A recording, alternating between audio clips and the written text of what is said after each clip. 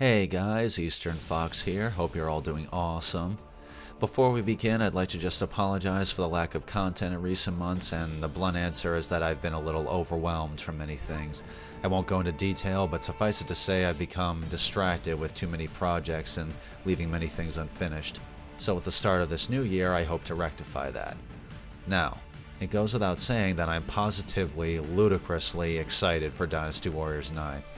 However, there is one thing that I'm concerned with, and I've seen this echoed in many places among comments and vlogs from other people, just those who have played the game before it's set to come out in February.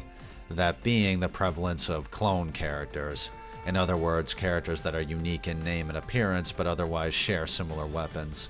This was most egregious in Dynasty Warriors 6, where numerous characters use the same weapon type with little to no variation at all.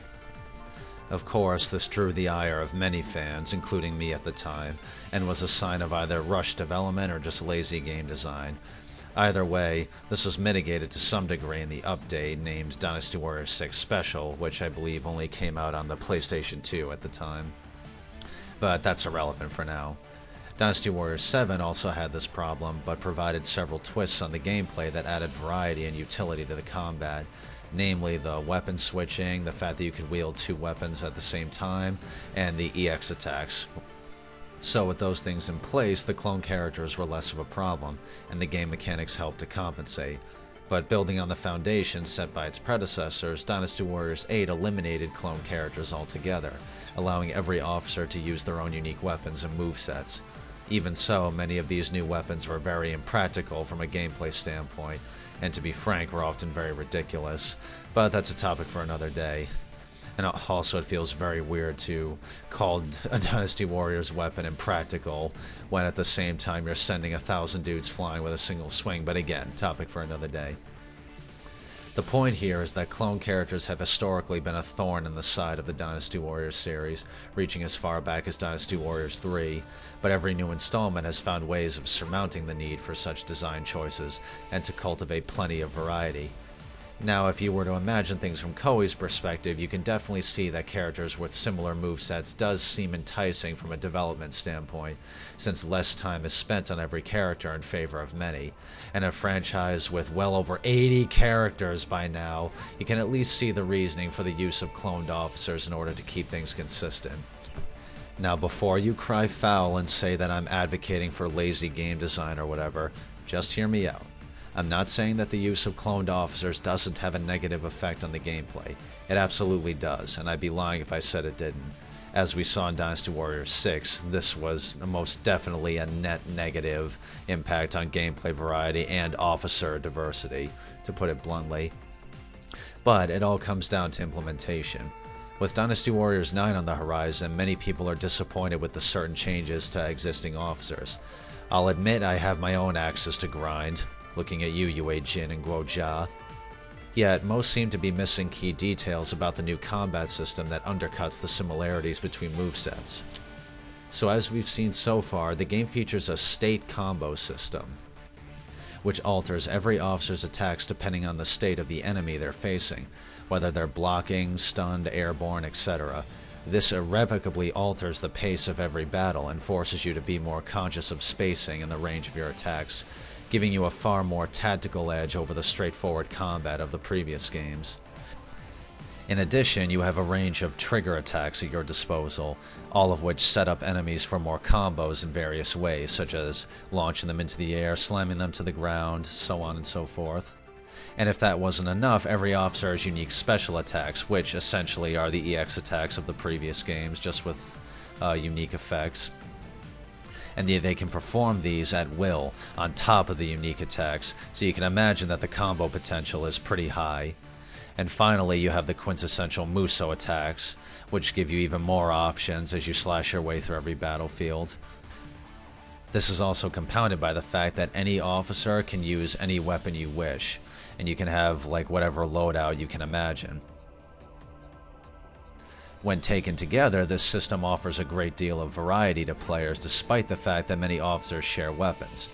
For example, here we can see that Zhao Yun and Zhang Fei both share the same weapon type in this game, But if you pay attention to their trigger attacks, they have different motions on top of their special attacks in Muso's. Alternatively, Zhuge Liang and Sima Yi once again share the War Fan weapon, but both have separate movesets. Essentially, this system allows Omega Force to maintain consistency between character strengths and weaknesses, but also saves some time when designing every officer. Again, in many cases this diminishes the existing characters that have become familiar for their former weapons and fighting styles. P.S. The sooner we give Zhou Yu his Elder Sword back, the better. But it doesn't utterly destroy the game as a whole.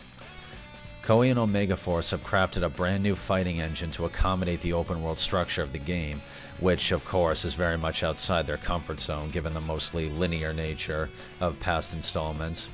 And what this does is gives you a lot more freedom of movement in combat, and thus clone characters had to be used.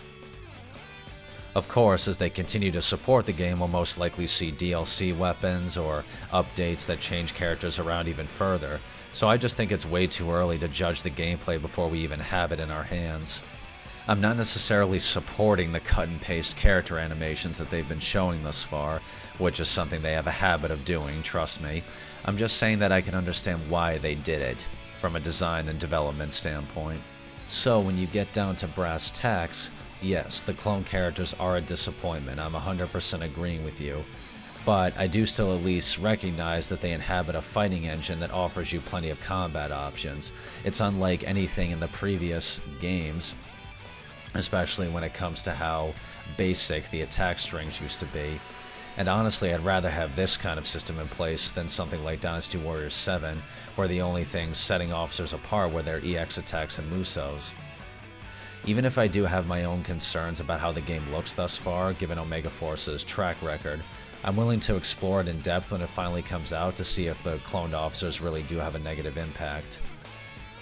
So yeah, that's about all I have to say on the matter for now. I hope you found this insightful enough to hold your attention. This is just my preemptive thoughts on how the game looks. Again, it's not even out yet. I haven't played it. I'm only going by the trailers they've released. And so far, I'm liking what I see, if I'm being honest. I'll definitely be covering the game when it finally comes out with gameplay vids and general thoughts on the story, or Muso mode, whatever they're going to call it.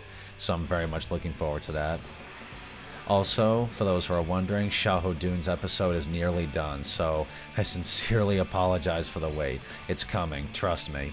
I'm just trying new things with it in terms of editing and learning from the mistakes of the previous episodes. I'm really trying my best to make this contemporary and sharp in all aspects of its production. Also, I'm going to be making some Warriors All-Stars gameplay vids, like team building and stuff like that, and perhaps even some Orochi gameplay in the coming weeks, so that'll be a nice change up. I'm also really excited for the new Dissidia Final Fantasy game, so there'll probably be a video or two on that, we'll see. Anyhow guys, thank you so much for watching, and I'll see you next time. Fight on.